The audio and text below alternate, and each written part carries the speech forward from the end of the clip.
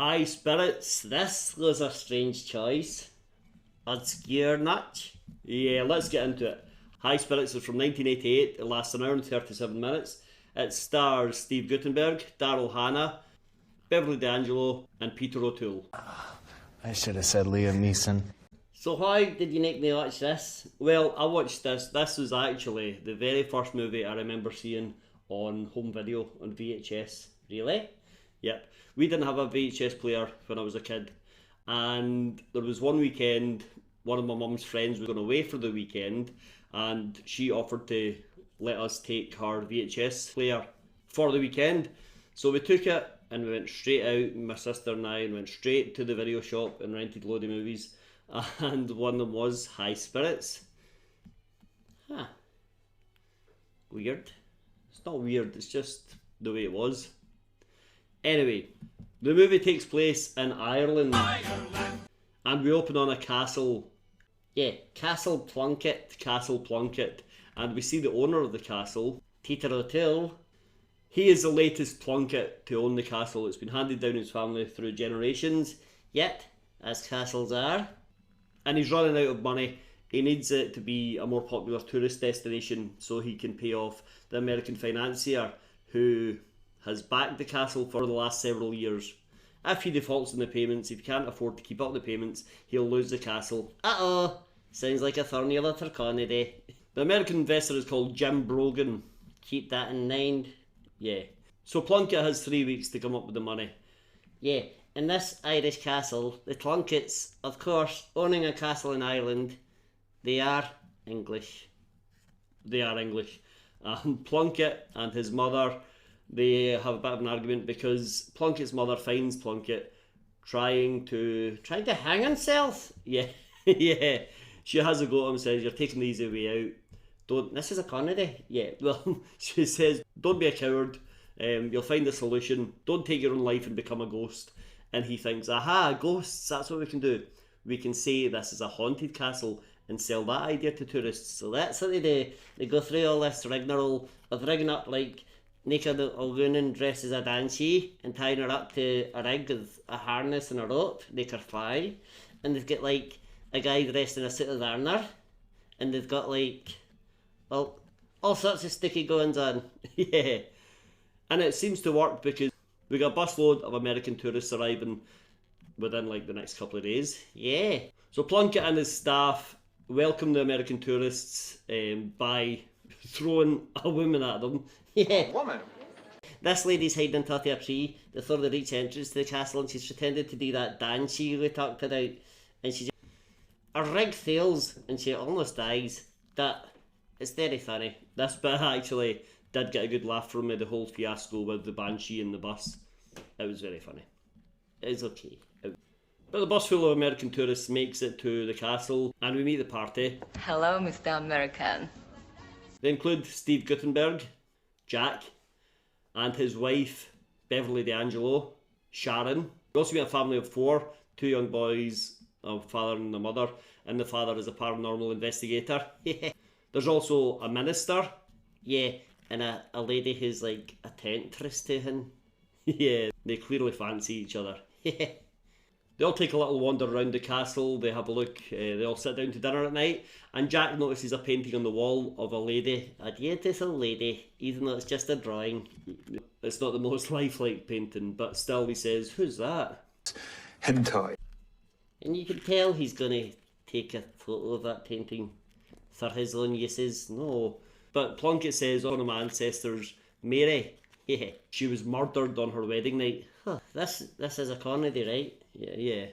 Later that night, Plunkett puts his staff to work and they put on a show pretending to be ghosts, pretending that they are actually spirits in this haunted castle. It's rubbish. They don't do the best job. No, things are cutting at tails and the staff are pretty bad. No one's thrilled. Scary.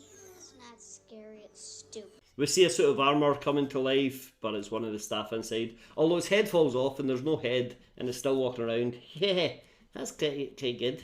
Yeah. The banshee keeps flying past the window of the minister. Yeah, but he's too busy checking out the temptress lady across the hall. Hello, sexy.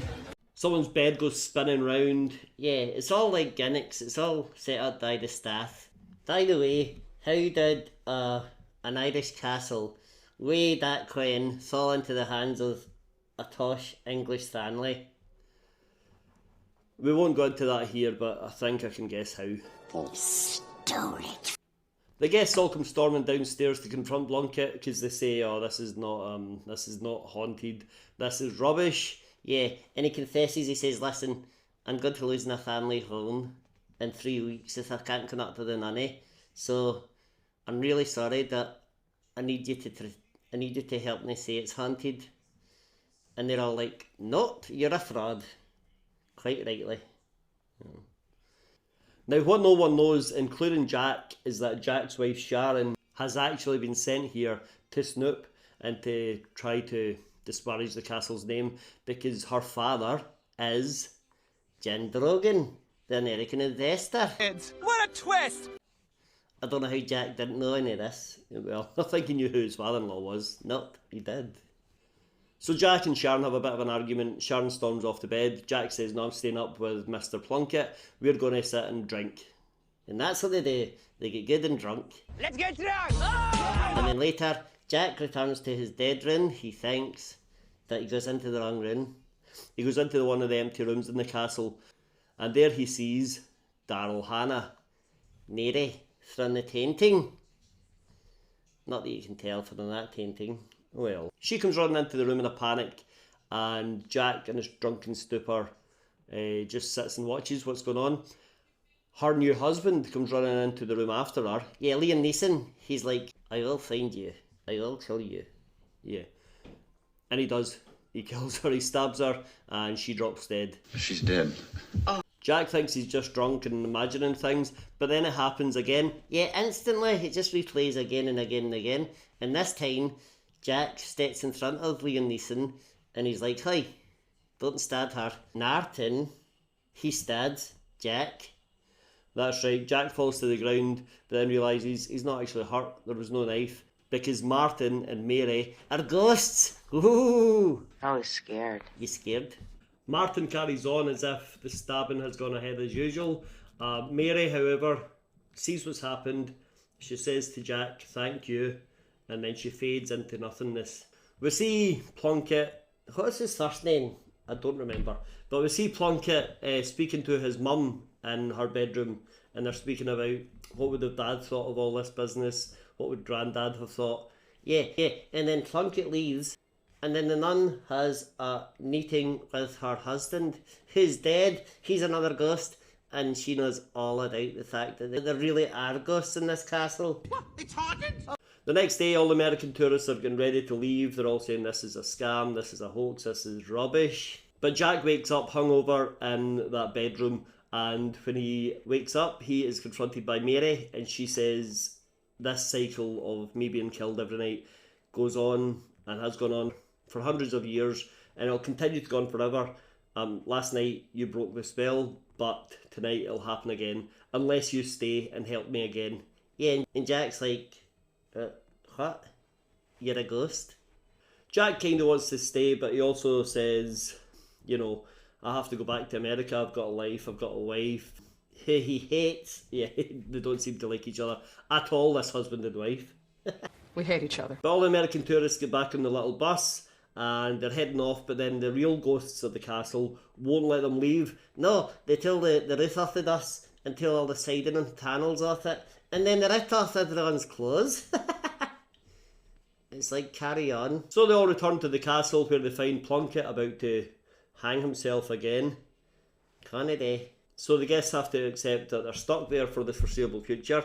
Jack takes a little walk around the land. Yeah, and he meets a talking horse. Hey, would your name conceivably be Jack? Seriously, this happens in this movie. The talking horse takes him to Mary, who's sitting by the lake. And so she's not really confined anywhere as a ghost. Good point.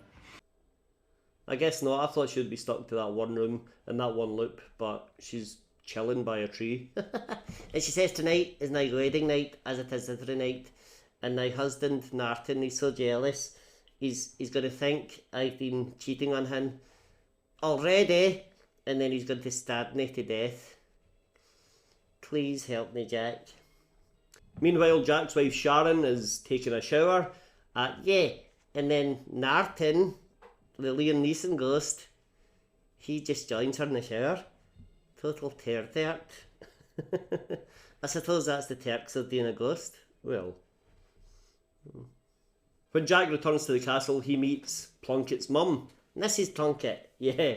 And she says, come in here and join us for a drink. Basically, Mama Plunkett tells him the place is haunted, there are real ghosts.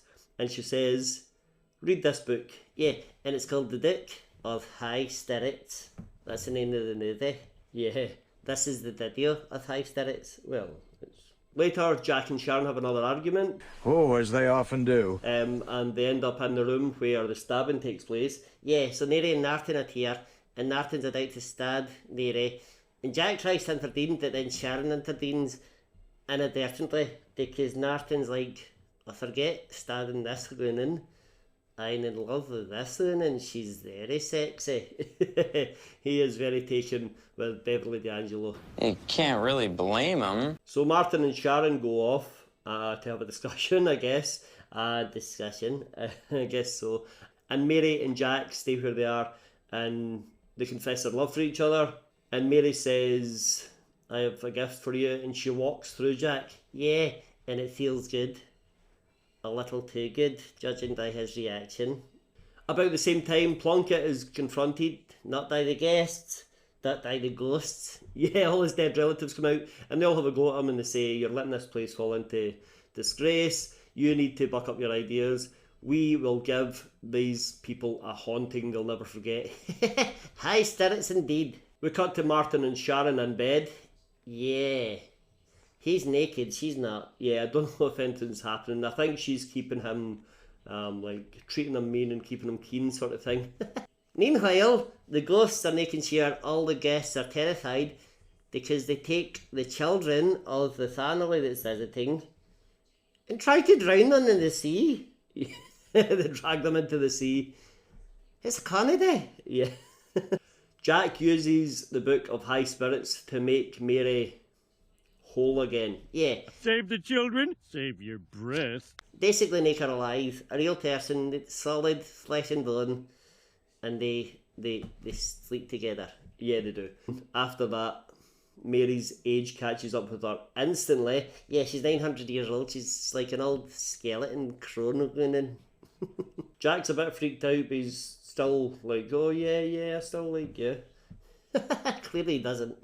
He's had what he wanted. Well, no, it's not like that. It is. Sharon is back with the rest of the guests. They're all outside and they're trying to get away from the spirits. And then Narton, the ghost, is driving the bus. Somehow he's a ghost. I know. But he's driving the bus and all the guests are running away.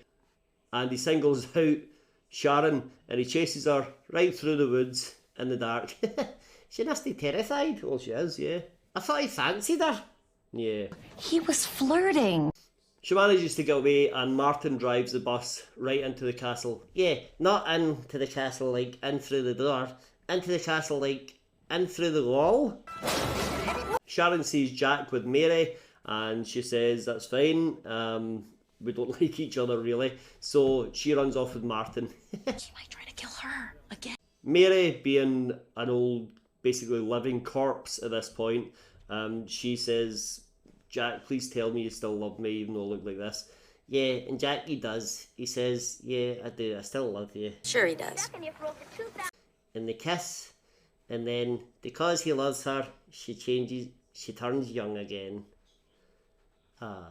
She's young, she's beautiful, and she's alive. It's always a bonus. She's a full-bodied woman. So, see? We see Martin and Sharon in a bedroom in the castle, and Martin is sitting on the edge of a window. He beckons Sharon over. She runs up to him, she tries to leap into his embrace, and as she goes flying right out the window, crashing onto the rocks below, she's dead. Connie day. So now they're both ghosts, and they can be together forever.